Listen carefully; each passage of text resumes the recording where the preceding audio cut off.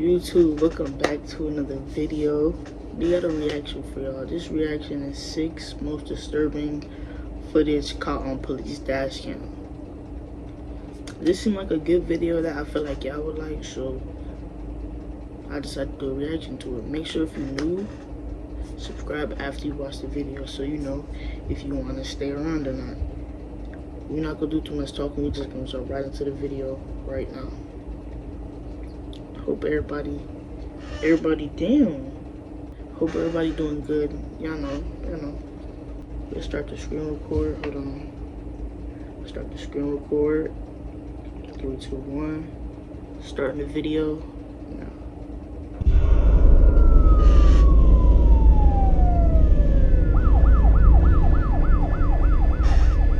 In August of 2012, the dashcam of this police cruiser would capture an officer with the Louisville Metro Police Department pulling over a Honda Accord that had expired plates.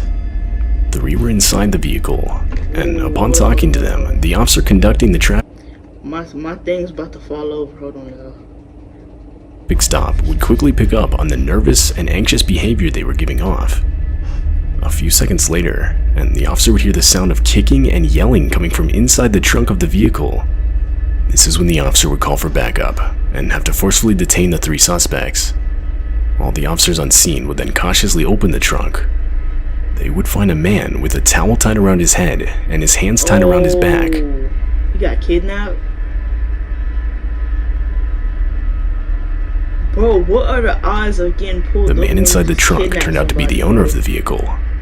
He had been working the closing shift at a Circle K gas station 7 miles down the road. Once he closed up the store and started walking to his car, he would be attacked. The 3 suspects would then steal the man's car, but rather than leave him behind, they would tie him up and stuff him in the trunk of his own car before fleeing with it. Following the incident, the 3 responsible would be arrested. They were later identified as 27-year-old Trent Bly, 27-year-old Joseph Davis, and 28-year-old Brittany Elder. What they had planned to do with the victim is still unknown. Had the plates on the car not been expired, the traffic stop likely would not have even happened, and the victim would have been at the complete mercy of these people and their intentions. Other than being roughed up and moderately dehydrated. Imagine if the plates wasn't expired. He lucky he did not renew his plates. He probably would have died, or they probably I don't know. We don't know what could have happened, but he just lucky, bro. Hydrated from the heat of the trunk, the victim would make it out unharmed. Why they arrested him though? On December 19th, 2017, the Tucson Police Department in Arizona would receive a disturbing call reporting a man who looked to be impersonating an undercover cop. The caller stated that he, along with a couple friends, had been parked on the side of the road when a man claiming to be an undercover cop pulled up next to them. He further stated they had all been searched, and one of them was even put in handcuffs. The police would verify that whoever they were with was in no way affiliated with law enforcement. Multiple police would be sent to the scene. However, when they arrived, they were informed by the group that upon calling the police, the impersonator would hastily drive off, even leaving one of the guys still in handcuffs. How's it going? You guys live here? You guys live here? What are you guys doing?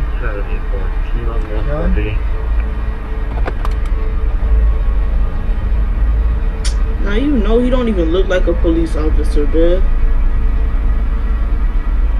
I wouldn't have even got out for his Look what he got on, like, come on, bro. You know that's not no police. Days later, detectives were able to track down the identity of the impersonator, and he would quickly be arrested. With the help of a search warrant, officers were able to confiscate multiple items used during the incident. These included a white 4-door sedan with built-in red and blue flashing lights, a radio earpiece, a baton, and a dash cam. Upon further inspection of the dash cam, police found that it had been recording the whole thing. Not only that, it also showed multiple other times that the impersonator had pulled over and confronted different people.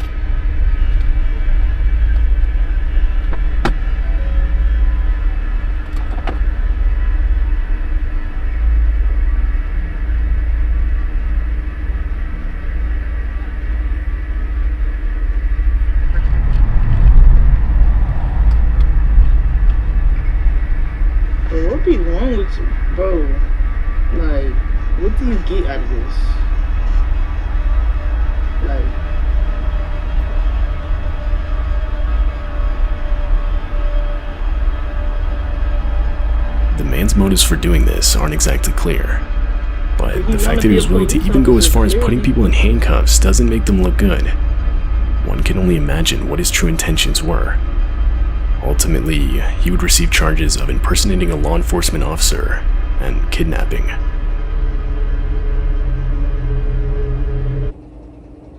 Save $100 instantly. Plus, get a free basic alignment right now at Tire Kingdom. If I see it fit, I would have just pulled off. At Wayfair, there are millions of ways to refresh your space. And the best way is your way. And with free delivery and installation services, even your big projects are no big deal. This dashcam footage shows the response to a 911 call reporting a burning truck. The call was made in the late hours of February 11, 2017 in Glen Heights, Texas.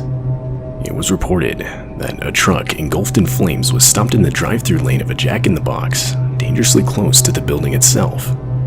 Officer Chris Womack was the first respondent on scene. When he arrived, it was clear that the truck was to the point where it could explode at any time. So, thinking quick, the officer bravely used his own patrol vehicle to push the truck to where it was a safe distance from the restaurant building.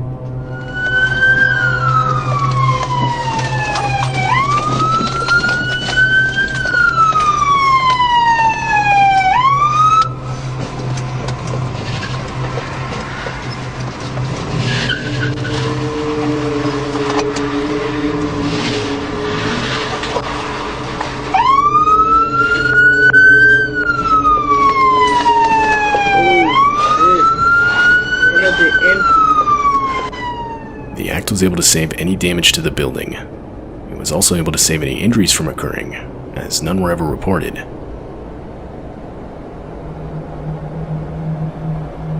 Richard Lee McNair was a man born in 1958 in Oklahoma. When he was just 28, he was given 2 life sentences for murder and attempted murder during a burglary gone wrong. However, McNair is more well known for his escapes during his time in prison. McNair successfully escaped law enforcement a total of 3 different times. His first escape didn't last that long, only able to stay on the outside for a matter of minutes. And the second escape was a little different. 9 months out of prison as a fugitive on the run. 9 months? Then, on April 5, 2006, McNair would make his third and final attempt at escaping. It was successful, but seemingly not for long. As he was running on the side of the road, a police officer would notice him, and because police were informed of an escapee at the time, the officer would stop him. Timbo. You live around here, bud? No. Where you live at? Down the road by Pineville. Pineville? Uh-huh. Okay. Do you have any form of identification on you? No, man. Alright. What is, we got an escapee. Oh. Where from? Prison. There's a prison here? Yeah. The whole event was caught on the police officer's dash cam, and it shows as McNair desperately fabricates information in an attempt to convince the officer he's not the escaped prisoner. What's your address? I don't have an address. I'm at the hotel. We're working on houses and stuff like that, the roofing. Roofing? Yep. Okay. For my brother. Alright. Where are you staying at? That Titusville or Titus Inn? Little over. Where's that at? I don't even know the address. We just got into town about a week ago, and he dropped me off to jog. I always jog about 12 miles a day. Where'd he drop you off at? Up there on that road by, there's some construction going on up there, some houses, and he dropped me off. Who do y'all work for? It's his, I know, what's the name of the company? Bill's Roofing. Okay.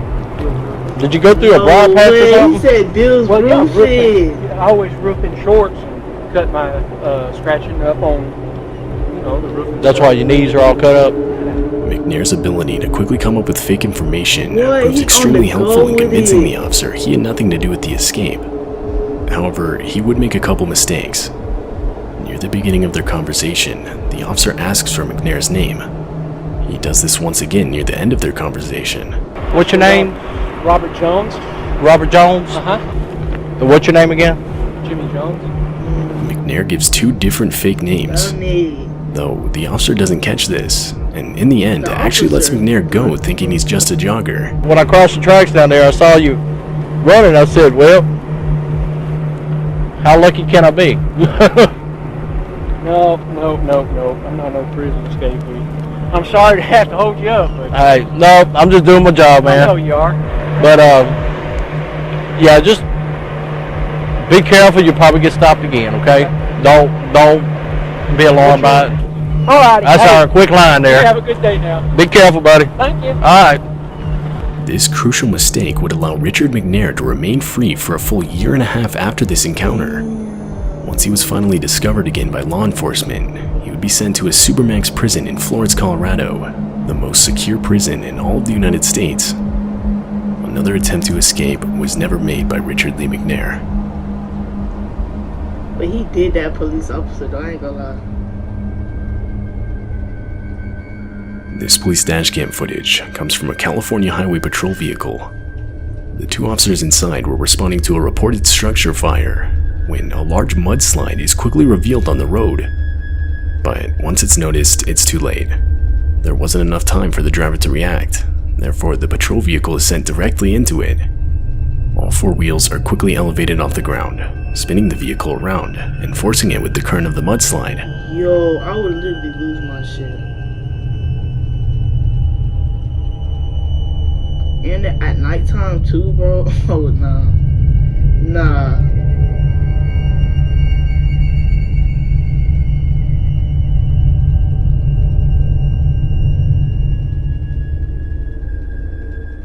Bro, he can't even control his car. Luckily, by some miracle, the officers were able to regain traction and drive ahead of the slide. By that point, there wasn't much they could do but warn pedestrians and watch the disturbing sight of the mudslide rushing down the road and tearing through their city.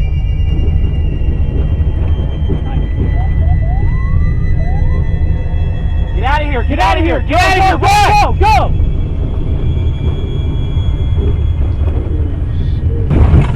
It's gonna come right through us. What are we supposed to do? I have no idea.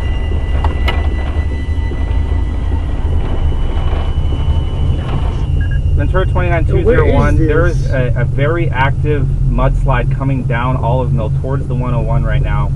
It overtook our vehicle as we were heading north on Olive Mill. We were able to barely escape and we're down by the freeway now. But it's there's a lot of debris and a lot of flow coming down. It should be on the near the freeway very shortly.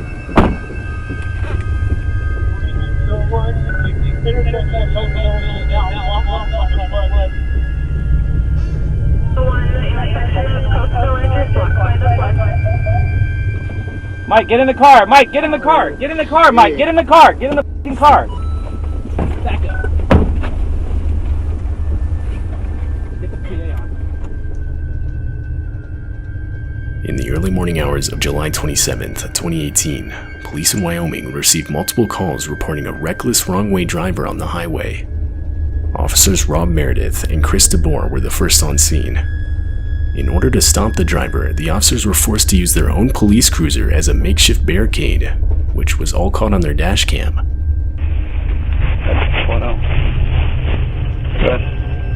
Take as many lanes as you can. Watch yourself, watch yourself. We are going to set up like this. He's coming right at us right now. Alright, we got him coming at us, dispatch. As the two set up, the headlights of the wrong-way driver can be seen quickly approaching. Disturbingly, they're showing no signs of slowing down, or even diverting their vehicle's path to avoid a head-on collision. Yeah, they drunk as fuck. Whoever talking that is. Oh my god. You alright? Yep. The quick reaction of Officer Chris DeBoer to turn the cruiser into the impact was the only thing saving the vehicles from a head-on collision and a most likely fatal situation. The wrong-way driver later stopped further down the road and was taken to the hospital for treatment of injuries. He was a 60-year-old man and was charged with his third offense of operating a vehicle while intoxicated. As for the two police officers, they were lucky enough to make it out of the incident with only minor injuries. Right, Big? Hold on, we'll talk after. That's the end of the video. Hey, I like that one. But look, if they didn't move, how fast he was going, somebody would have died in that bit, and it probably would have been the old man.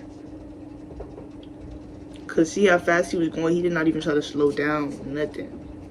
But that's the end of the video. Make sure if you're new, subscribe, like, and comment. Let me know what y'all think. I'm gonna see y'all next one. God took me right up all my sins, I can't go back. Holy step and gaining real knowledge, you can soak that. Thank God he gave me good light and brought hope back. Big stepping on the devil's head, got my toe fat. They said I